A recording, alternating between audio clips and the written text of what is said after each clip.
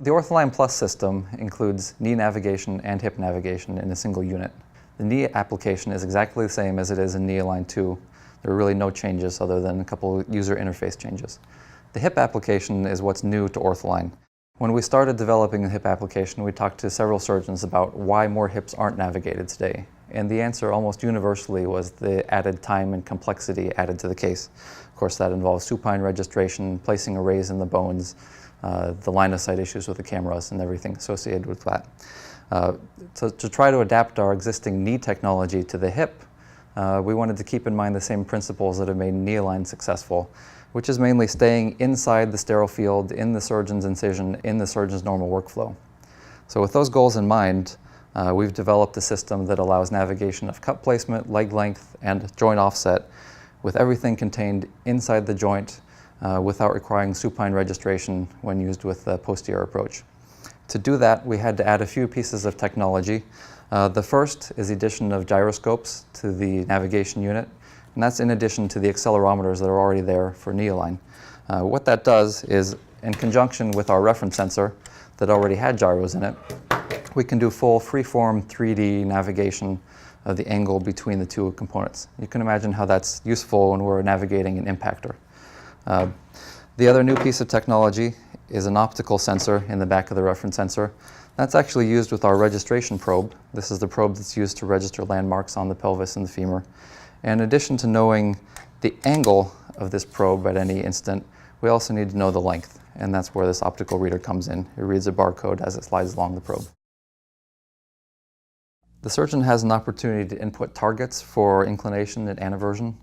The defaults are 40 degrees for inclination and 15 degrees for aneversion, but they can be changed up and down. The next step is to enter a patient-specific angle that was measured on a pre-op AP pelvis X-ray. That angle is actually measured between the intra-teardrop line and a line connecting the teardrop with the most lateral point on the rim. For this model, it's about 39 degrees. The next instruction is for the surgeon to place both instruments on the bones. There's a pelvic base attached outside the acetabular rim and a femur tracker base that's attached on the greater trochanter. And the exact position or angle of those isn't important, they just need to be well fixed to the bone. I have an option whether or not to register the femur at this time. If I want a measurement of leg length and offset, I need a pre-op measurement before we dislocate the hip. And if I'm not interested in that, I can skip these steps. Now 3 points on the femur, point A, point B, and point C. Now the surgeon can dislocate the femur, make the femoral neck resection, and move on to the acetabulum. There are 4 points to register here.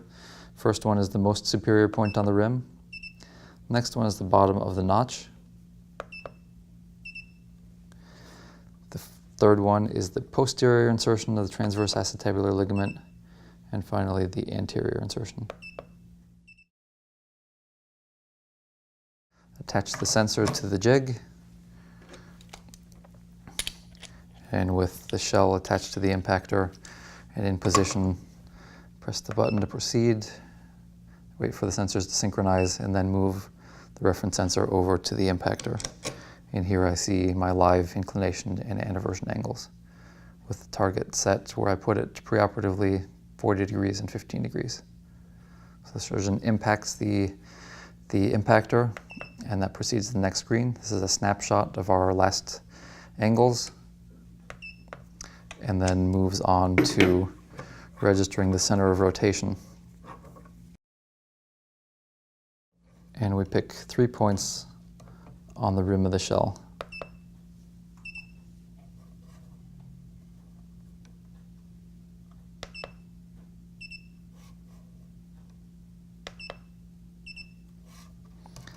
Gives us confirmation of our angle, which has changed.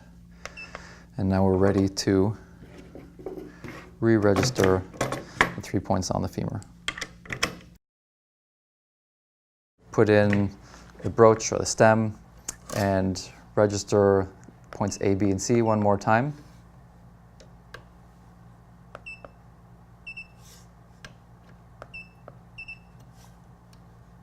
And as soon as that registration's finished, the system tells me a change in length and offset. In this case, no changes reported. I've put the femur back exactly where I found it. If I wanted to change the length or I wasn't happy with the results here, I could always go back and recheck that, having made changes to the trial neck or head. The basic goal of navigation, of course, is to improve on the surgeon's eyeballs for aligning components. In our case, it's the resections on the knee, or it's the alignment of the acetabular cup to the pelvis. Large console systems have been doing that for years and years. What's new here is that we're replacing the big computer on a stand and the cameras with a device like this, that's right here, right in front of the surgeon. No off-site computers, no rep required to push buttons, no special training or capital expense. It's all right here, as much as possible in the same workflow that the surgeon's doing anyway. We try to improve accuracy and get the benefits of navigation without some of the traditional drawbacks, the line of sight, the expense, the supine registration in the case of the hip. And that's what we've done really well with on the knee and the knee line system, and we're hoping to do on the hip. That's been our goal from the beginning, to improve outliers and add as little overhead as possible.